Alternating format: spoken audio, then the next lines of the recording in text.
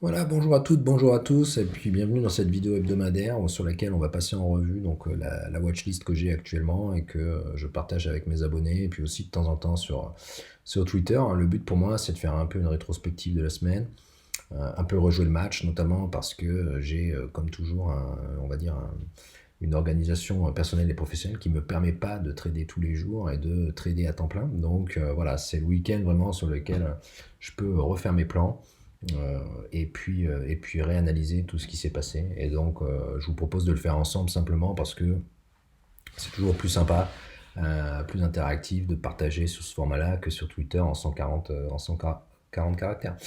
Donc, comme toujours, on commence avec le CAC 40. Et puis derrière, en fait, ben, ce que je vous avais dit la semaine dernière, hein, c'est que sur cette rupture là de l'oblique, on était acheteur, grosso modo. Et donc derrière, on fait une semaine super intéressante, hein. Je pense que tout le marché, tout le monde a vu, hein, le double top sur les 5720. Et puis derrière, ben, mercredi, on a un rejet là-dessus. Et puis finalement, bon voilà, le marché est acheteur, le marché est haussier, mais on voit que c'est aussi un marché en trompe-l'œil. Euh, un marché qui, dans la semaine, met 4 chandeliers journaliers en rouge. Donc, pas forcément un marché sur lequel il suffit d'acheter pour gagner. Et puis derrière, on voit que toute micro-mèche de 0,5%, 1% peut être vue par certains comme une petite panique. Donc, un marché plus compliqué qu'il en a l'air, hein, je dirais comme toujours. Et puis vendredi, finalement, moi, un chandelier dont je suis le premier surpris, tout simplement. Le vendredi, je suis traditionnellement vendeur. Et on voit qu'on fait un chandelier très très encourageant pour aller retenter, bien que lundi, les US soient fermés, pour aller retenter le break-out des 5720. Donc voilà, c'est pas mal. Et puis on peut même se dire qu'à très très court terme, on a un support ici, là, sur les 5625, 26, 28, peu importe. Mais on voit qu'ici, on avait eu une résistance qui a servi derrière de support à plusieurs reprises. Donc on a même pratiquement en une heure, je dirais, cette congestion-là. Et tant qu'on tient cette ligne, et tant qu'on tient également les 5570, on sera dans du support de court terme. Parce que si on revient sur cette borne-là, on sera tout simplement sur les MM 20 plus 50 qui servent de support ainsi que l'oblique qu'on vient de rompre. Donc j'ai envie de dire que les acheteurs, ils ont la main tant qu'on est au-dessus de ces deux zones-là. Derrière, bon, on peut toujours avoir deux scénarios, hein. Donc le premier, c'est d'aller chercher le gap et chercher les 6000 un peu tout droit. Et le second, c'est d'aller jouer un pullback qui sera acheté à court terme. Et puis en cas de panique baissière, mais j'ai pas l'impression qu'elle vienne, hein, cette panique baissière, on peut toujours avoir un retour sur les autres gaps et les 5200, 5000, comme j'en parle depuis souvent, et d'aller retracer un petit peu la hausse qu'on a eue depuis l'annonce du vaccin. Donc voilà, ayez tous les scénarios en tête avant de rentrer sur des valeurs ou autres, quoi. En attendant, on bascule sur les valeurs que j'ai. Alors, je vous rappelle le code couleur que je peux avoir avec mes abonnés. Donc, tout ce qui est en jaune, hein, je suis actionnaire. Tout ce qui est en vert, hein, c'est des trades sur lesquels je suis largement gagnant. Et tout ce qui est en violet, ben, c'est un petit peu, alors forcément en fin de semaine il y en a moins, mais c'est un petit peu ce que j'observe un peu plus intensément quand j'ai du temps euh, en day trading, quoi. Donc on commence avec deux CRSI. Donc deux CRSI, moi j'ai acheté sur le breakout des 59 suite à la news vendredi qui a été plutôt appréciée. Donc j'ai acheté sur les 5,29. Derrière, on voit en fait en dézoomant qu'on a un double top sur les 5,86. Et si désormais on vient taper ces 5,86 là et dépasser ces 5,86 là, on va pouvoir aller jouer le gap. Alors tous les gaps n'ont pas vocation à être comblés. Et moi j'ai tendance à plutôt jouer les moitiés de gap. Ça me suffit largement d'aller déjà solder un premier objectif sur les 7 euros pour de ces RSI. Derrière, si je rezoome un petit peu, on voit donc désormais qu'on a les 4,80 en support via la MM50. Médiane Technologie, bah, je vous en ai parlé en long et en large ces dernières semaines. Tout simplement, et ben voilà, je vous avais dit que j'avais trouvé la tenue de cet oblique très très positif, notamment pendant que les indices tergiversaient un peu par moment, ou quand il y avait de la volatilité. On n'a jamais rompu cet oblique là pour aller chercher une autre oblique qui m'intéressait beaucoup pour rentrer. Et derrière, donc voilà, on a cette force acheteuse. Et puis sur cette consolidation là, moi je rentre. Et tout simplement, eh ben, on sort à 9,34 sur les derniers plus hauts et puis à 11 euros sur objectif. Alors pourquoi 11 euros, vous me direz? Apprenez toujours à dézoomer hein, quand vous avez des envolées. C'est très très important. Et même jusqu'en mensuel. Hein. Le mensuel, vous indiquez la sortie, le TP à aller chercher avec cette oblique-là. Hein. Donc désormais, je pense qu'on a atteint un objectif majeur. Et avant d'aller jouer les 13 ou les 16 euros, il y a sûrement encore un peu de travail à aller faire. Donc voilà, le dernier mot que je peux avoir sur Mediantech, puisque j'en ai suffisamment parlé, c'est soyez patient, parce que la patience, elle est clé ici. Je veux dire, si vous êtes rentré ici depuis le mois de août et que vous tradez ce triangle-là de congestion, bon, vous avez peut-être pris des gains, mais vous êtes aussi un petit peu épuisé, quoi.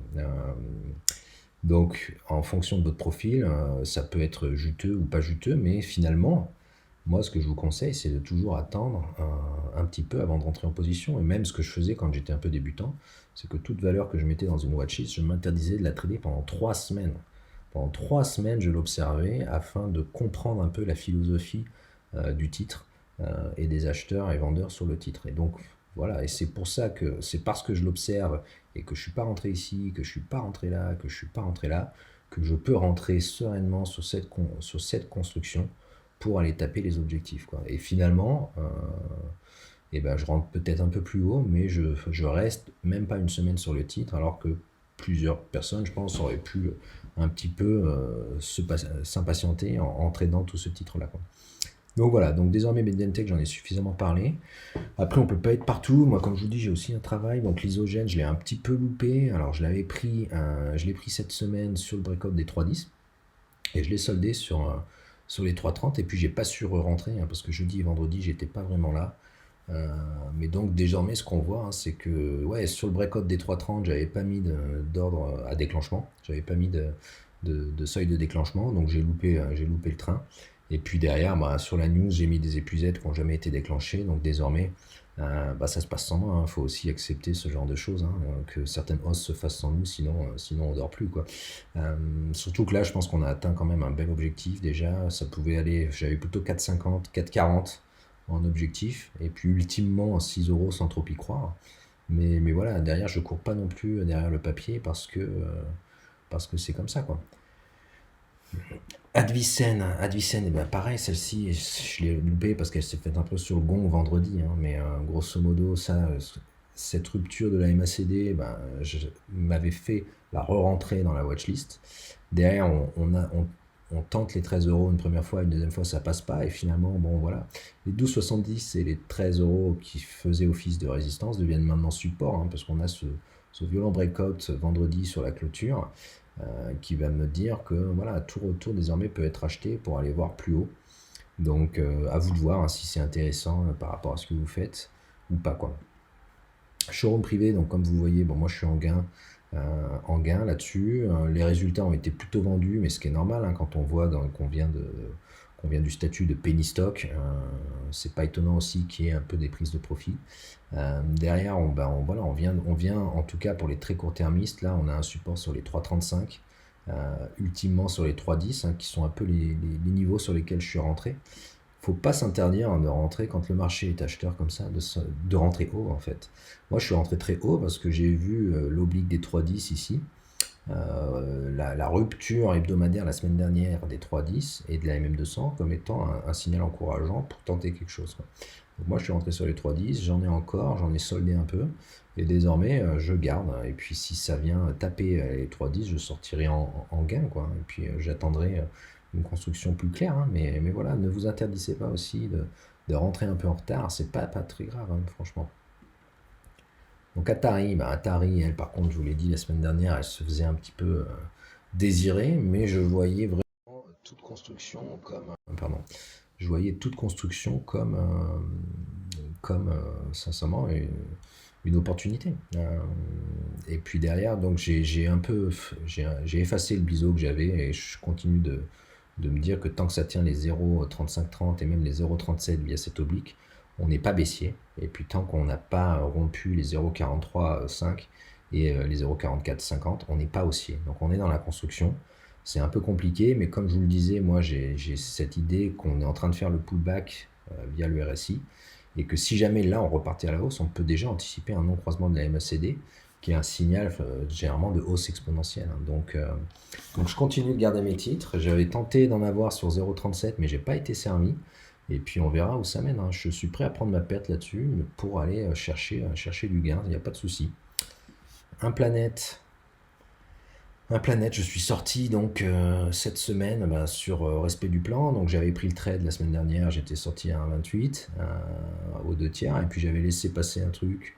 J'avais mis un break-even, un trailing stop, pardon, sur les 1,10 qui s'est déclenché cette semaine. Et puis derrière, on voit quand même que ça construit, mais le carnet est creux, hein. Donc sincèrement, tant qu'on passe pas les 1,2850 et qu'on met pas un chandelier au-dessus de ça, il faut faire attention à tout rejet, quoi. Sinon, vous avez maintenant un peu l'idée d'avoir ouais, sur les 0,98 et les 1 euro, un peu une construction potentielle pour entrer à bon prix. Mais voilà. À l'inverse, Technicolor, très clair aussi. Donc je l'avais déjà prise une première fois et là je l'ai reprise une deuxième fois sur cette hausse, sur une base plutôt H1, enfin en 1 heure.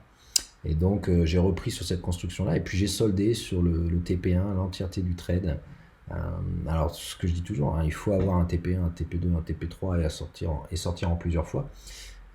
Là, pourquoi je suis sorti en une seule fois? Ça arrive de temps en temps. Il faut de toute façon établir son plan et puis le respecter. Parce que le TP2 il est clair, hein, on peut viser la MM200 et puis derrière ultimement le TP3 à 2,93 là, qui est les derniers plus hauts, et qui est sûrement un report de rectangle ou de je sais pas quoi. Mais là je suis sorti tout simplement à TP en entier parce que je vois pour l'instant la construction actuelle comme un pullback baissier du RSI. Donc j'ai peut-être tort, mais en tout cas moi c'était mon plan et je suis sorti sur respect du plan. Et derrière, si on revient sur les 1,80 à 90, je retenterai à nouveau Technicolor, hein, puisque je pense qu'il y a quelque chose à jouer sur la restructuration de la société, quoi. Égide, rien à dire. J'ai renforcé cette semaine un peu pour baisser mon PRU. J'ai renforcé sur les 1,06, 1,010 parce que j'avais plutôt les 1,15 en PRU. Mais on reste neutre et puis je suis capable de renforcer depuis le début sur les 0,90 et la MM200 pour aller jouer en fait derrière la continuation haussière du trade. C'est plutôt un trade moyen terme pour moi et je suis prêt à attendre la cassure pour aller jouer les 1,30 voire même les 1,50, hein. Voilà, 1,55 en objectif pour Égide. Serge Ferrari, écoutez, moi c'est simple, c'est haussier, c'est un beau graphique, mais on s'ennuie royalement, hein. Sur Serge Ferrari, il se passe rien, il y a 12 000 titres échangés vendredi. Donc sachez aussi reconnaître qu'il y a des configurations chartistes qui sont bien comme celle-ci, mais sachez aussi reconnaître où est le flux, où va le marché en fait, et perdez pas de temps à être tout seul sur ce genre d'action, quoi. Moi je trouve que il y a quelque chose à faire là-dessus, mais pas maintenant, puisqu'il n'y a pas de volume. Et peut-être ultimement, voilà, plutôt en mode épuisette sur les 6 euros et la MM200, toujours, d'aller chercher sur les 6, sur les 6 euros, une première touchette pour rentrer sur Serge Ferrari. Mais sinon, il n'y a pas grand-chose à faire actuellement, quoi. On s'endort un peu sur ce trade, donc allez faire autre chose, quoi. Alors en Neurone, sur lequel je suis rentré, c'est pas non plus le trade le plus explosif, mais moi je vous disais qu'il y avait un range entre les 23 et les 25 euros et on pouvait rentrer sur ces deux bornes. Donc là je suis rentré sur la borne supérieure, sur l'achat à la hausse à 25 euros et derrière les résultats sont appréciés et on fait le breakout de toutes les lignes de résistance. Et derrière on peut aller chercher donc les plus hauts du historique à 29 euros. Moi, c'est un business auquel je crois, hein. Si je ne me trompe pas, Neuron, c'est un cabinet de conseil dans la transfo digitale. Donc moi, c'est dans ce secteur-là également que je travaille depuis 10 ans. Et je pense qu'il y a, alors là, je vais vous parler de micro-économie, hein. Il y a quelque chose que le marché ne voit pas et qui est certes mineur, mais c'est que dans ce contexte Covid-là, ces cabinets-là, ils ont fait énormément de chiffre d'affaires en 2020 parce que toutes les sociétés qui n'avaient pas modernisé leur site web, qui n'avaient pas modernisé leur process d'achat, leur process de support clientèle dans un contexte de pandémie où il n'y a plus de commerce physique, ils ont dû en urgence, via leur DSI, passer des mandats pour des projets de transformation digitale. Et les cabinets de transfo digitale, le mien ou celui-là, a dû, je pense, faire une très très bonne année 2020, quoi. Donc, je pense que ça, c'est pas trop anticipé. Mais comme on a cette tendance-là avec le contexte pandémique, il y a quelque chose à jouer. Et voilà, vendredi, bah, un bon chandelier, là, quand même. Un bon marteau hors Bollinger qui m'indique qu'on va vraiment aller chercher désormais les 28-29 euros, quoi. Franchement, j'ai aucun signal baissier sur ce trade, hein. Donc, à garder. Intrasens, bon, bah, moi, je la joue plutôt intrasens comme ça, en biseau. Voilà, ou en canal, peu importe, bref. Mais tant qu'on est là-dedans, bah, ça reste plutôt note positif. Et puis derrière, en fait, moi j'ai un ASD, un surpassage des 1,30 pour aller viser les 1,50, hein. J'ai rien de plus à dire. Mais je suis plutôt positif, hein. Et puis cette construction-là sur la MACD en territoire positif, c'est pareil, c'est positif. Et donc bah, moi j'attends la confirmation pour rentrer sur ces niveaux-là. Marie Brizard. Marie Brizard, ben pareil, hein, j'ai un ASD sur les 1,68. Il faut savoir également rentrer haut ou rentrer bas. Si ça vous correspond, moi en tout cas ça me correspond, hein. Je veux dire, dans le marché actuel, acheter chaque breakout, ça marche, ça marche. Donc je continue de le faire tant que ça marche. On n'est pas trop dans un marché où on achète des épuisettes. Donc je continue de faire ça. Après, bah, c'est toujours bien d'avoir les deux scénarios. Donc oui, moi je vais rentrer sur un 67, un 68. Et puis potentiellement en hebdo, qu'est-ce qu'on a sur Marie Brizard? Je zoome un peu. Oui, oui, je suis prêt à rentrer également sur les 1,30, hein, c'est ça que j'ai mis 1,30 et puis même 1,25. On a la Bollinger basse, on a la MM50, ouais, 1,25 aussi, hein. Donc c'est deux scénarios. Soit je rentre à 1,25, soit je rentre à 1,68. Et puis derrière, on construit son plan en fonction de son PRU. Et puis c'est tout.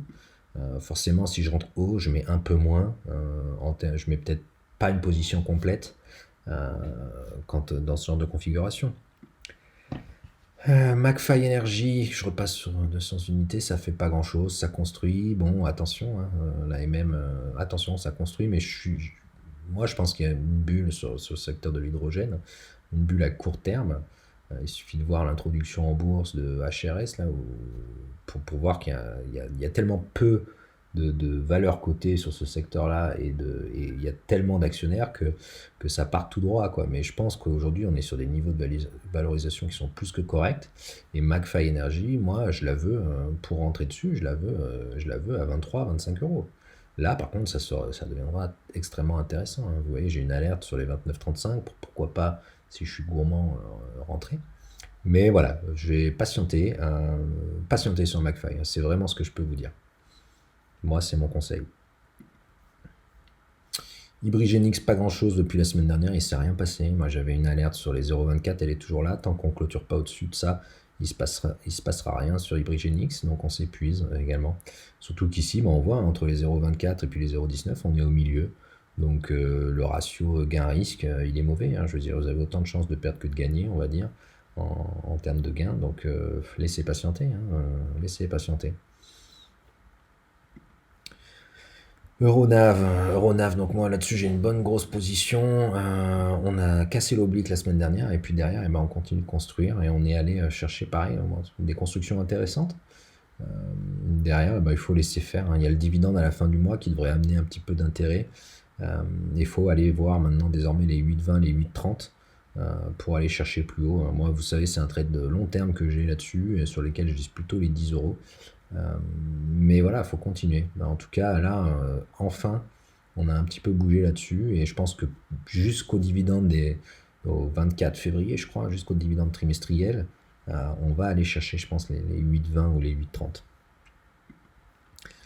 CGG, CGG, j'ai tenté un premier trade ici. Je suis sorti un peu en légère perte à break-even. Et on voit, donc voilà, là, en tout cas pour les court-termistes qui voudraient. On a le plan qui est clair, hein. C'est-à-dire que désormais sur cette construction-là, je vais la zoomer un peu, mais désormais le stop loss il est ici à 0,90, on le sait, et on rentre sur breakout des 0,95. Donc ça c'est très clair. Vous rentrez maintenant là sur 0,95, le stop loss est à 0,90 et grosso modo l'objectif il est à déjà 1,10, je pense. Donc voilà, il y a des choses qui sont construites, qu'on peut construire, hein, sur CGG, si jamais on veut jouer ça. Mais après, il ne faut pas oublier que le pétrole est quand même bien aussi en ce moment. Donc à observer, mais même à trader, je dirais, cette semaine. Villemorin, donc une boîte, voilà, bah écoutez, ça n'a rien de plus. On a l'air de se mettre bien en place pour aller breaker les 55 €. Donc il faudrait observer. Et ce qui est compliqué en fait dans ce marché-là, c'est qu'il y a tellement de choses à faire qu'on n'a pas assez de profondeur de portefeuille, hein. Je veux dire, c'est ce que je disais la semaine dernière, hein. Il faut savoir concentrer les lignes et faire des choix.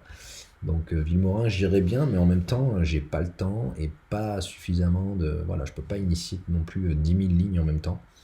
Mais voilà, c'est une bonne valeur, ça, franchement, à mettre en portefeuille. Surtout avec le sujet de la hausse des matières premières qu'on peut avoir actuellement. AST Group, j'ai fait quelque chose la semaine dernière que je fais jamais, c'était un achat au fixing le vendredi soir, hein, sur ces niveaux-là donc. Derrière, voilà, j'ai soldé là-dessus, j'ai pris mes profits le lundi sur les 4,70 et puis derrière, il y avait les résultats qui arrivaient. Donc j'avais gardé un petit reliquat qui s'est déclenché sur cette mèche-là, qui était donc mon break-even. Donc voilà, j'ai pris un petit gain dessus, mais voilà, c'était un petit peu un achat compulsif, on va dire, qui s'est bien terminé et qui était assez propre finalement, techniquement. Mais j'ai rien de plus à dire sur ST Group. Je pense pas que ça va beaucoup s'exciter non plus dans les prochains jours, donc je pense que je l'enlèverai de la watchlist, ouais. Holod Group, RAS. Holod Group, je l'ai en portefeuille long terme. Je suis déjà à plus de 45% de gains. On s'est mis bien là sur la rupture de cette oblique et puis derrière sur le double top confirmé à 6,50. Et puis maintenant, bah, on attend, hein. Je veux dire, on connaît les deux bornes, hein, 6,50, 5,50. Et puis voilà, hein, donc on attend de voir. Carrefour, bah moi je l'ai prise également sur la semaine dernière sur la touchette MM200 et puis je l'ai soldé en fait sur cette oblique.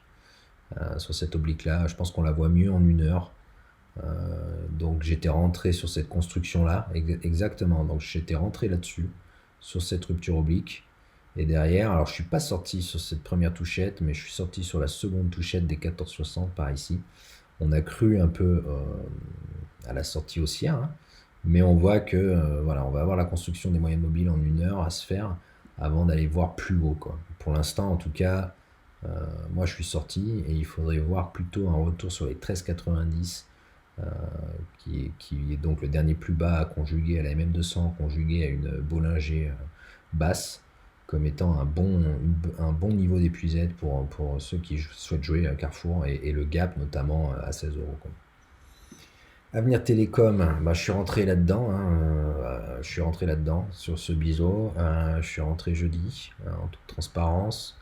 Je pense que c'était aussi en 1 heure. Et ben, je suis rentré jeudi sur. Alors ça c'est intéressant en fait. Vous pouviez rentrer là, sur cette oblique et sur cette construction. Vous pouviez aller solder un petit objectif sur les 0,50. Et puis comme ça, vous vous offrez le fait d'avoir un PRU plutôt bas pour pouvoir rejouer la cassure de la configuration de l'unité de temps supérieure, c'est-à-dire la configuration de l'unité de temps journalière, quoi. Donc voilà, donc moi derrière en fait je suis rentré sur ce breakout. Derrière on a donc la confirmation du biseau ici. Et puis on tient cette oblique désormais euh, pour aller jouer un peu plus autre chose, quoi. Donc j'ai un stop loss qui est clairement défini en dessous de cette mèche. Et puis derrière, en fait, si en journalier, alors je sais que la boîte est bourrée d'OCA et de financement dilutif, mais derrière, en fait, voilà, il faut regarder le graphe, et le graphe, il me dit qu'il y a quelque chose à faire sur le breakout de tout ça, là. Si on casse les 53 centimes, qui est donc la MM50 journalière et le dernier plus haut, si on casse les 53 centimes, c'est direct les 0,65, puis après on peut aller jouer potentiellement les 1 euro, peut-être pas tout droit, mais en tout cas on peut aller jouer ça en TP3, je dirais. Mais voilà, en tout cas si on casse ça, là, ça peut vraiment m'intéresser, c'est pour ça que j'ai pris une bonne position, quitte à prendre une perte, hein, toujours, une perte qui est chiffrée d'avance, hein. Le stop loss il est déjà mis, ça se déclenche, je passe à autre chose, quoi. Global Bioénergie, bon, ça n'a pas fait grand-chose cette semaine, hein. On est vraiment en train de consolider. Alors, je ne l'ai pas trop regardé cette semaine. J'aurais pas grand-chose à dire, si ce n'est que j'avais mis un ASD sur ces niveaux-là à 8,20 qui s'est pas déclenché. Derrière, on voit que ça, bah, ça tient plus. Il va falloir attendre désormais quelque chose d'un peu plus clair.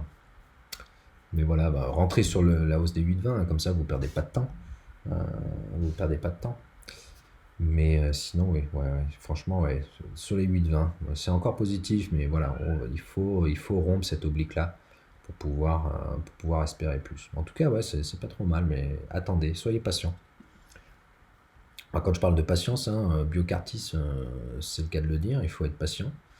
Donc il ne s'est pas passé grand-chose, voilà, bah, on a une fois de plus échoué sur l'oblique ici, sur les moyennes mobiles ici, et derrière eh ben, on continue d'attendre la rupture de cette oblique pour aller jouer le gap à 6,50. Et puis ultimement les 9 euros en objectif, même si j'ai du mal à y croire, mais en tout cas, voilà, il y a du potentiel sur cette valeur, quoi. Sincèrement, bah, je continue de tenir cette valeur parce que j'y crois. Lean Data Service, pas grand chose à dire. Voilà, bon, on a eu un non-croisement de la MACD. Derrière, bon, bah, ça continue d'être haussier. Bah, c'est comme Neurone, hein. Neurone, c'était exactement le même type de congestion et derrière, on sort, quoi. Et ben là, c'est pareil, hein, je veux dire. Et puis, on peut acheter chaque breakout si on est un petit peu en retard. Mais voilà, quoi. Verimatrix, Verimatrix, c'est bien pareil, on est sorti. J'avais dit la semaine dernière que sur rupture des 3,10, ça allait s'envoler sur les 3,20, 3,30 et on n'a pas loupé, hein, je veux dire. Non-croisement MACD, volume, rupture et bim. On va chercher donc les 3,35, ouais, les 3,30 et puis derrière on construit, quoi. Donc désormais il faudra voir tout pullback comme une potentielle opportunité pour rentrer, quoi. Quantum génomique, on a, voilà, bon, pas grand chose. On a les deux obliques, les deux points qui sont connus. J'ai pas grand chose à dire là-dessus. Il faudrait passer quand même les 4,85 pour aller tenter les plus hauts, mais sinon on continue d'observer. Il se passe pas grand chose sur la valeur, quoi. Voilà, mais 4,85 à passer pour aller jouer les 5 euros et puis les 5,60. Terradiac, bon bah Terradiac elle commence un peu à saouler, toujours en fait des supports sur les 2,50, mais bon il se passe pas grand chose là-dessus, c'est pareil, hein. Il y aura peut-être une news qui viendra booster le cours, mais sans news on est dans la construction, donc on attend de voir, mais celle-ci je passe peu de temps dessus. Voilà. NetGem, et ben voilà, on a eu la seconde hausse sur rupture. La semaine dernière, je vous disais qu'il fallait passer ces 1,30 pour lancer un mouvement. C'est les 1,27, ouais, je vous ai dit ça la semaine dernière. Je vous ai dit, si vous passez les 1,27, vous lancez un second mouvement, et c'est ce qui s'est passé. Et derrière, on a donc le second mouvement qui a eu lieu. On est déjà en train de reconstruire. Et là, c'est toujours pareil, hein. Est-ce qu'on va faire un pullback à nouveau et repartir, ou est-ce qu'on va avoir fini le trade? Je sais pas. Mais en tout cas, voilà, ça a été fait et j'ai pas le temps de jouer ce genre de choses actuellement. Et puis Neoen, ouais, c'est comme ça qu'on dit.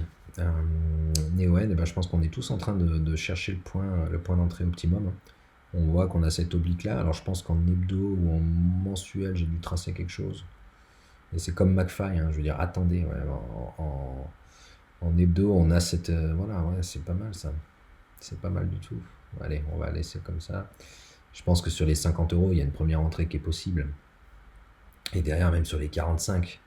Donc je pense que ça, vraiment, je vais me laisser tenter par contre. Sur les 50 et 45 euros à construire quelque chose. Mais voilà, ça peut baisser. Je vais attendre les 45, je pense, là-dessus. On voit quand même que les indicateurs sont baissiers, le graphe est baissier court terme, donc je vais attendre là-dessus de pouvoir rentrer à bon prix sur la MM200. Donc voilà, c'est à peu près tout pour cette semaine. Je vous remercie. Et puis derrière, je vous dis à bientôt sur Twitter. Et puis si vous avez aimé cette vidéo, n'hésitez pas à mettre un petit pouce bleu pour m'encourager. Et puis je vous donne rendez-vous à très très bientôt pour évoquer tout ce que vous souhaitez concernant les marchés.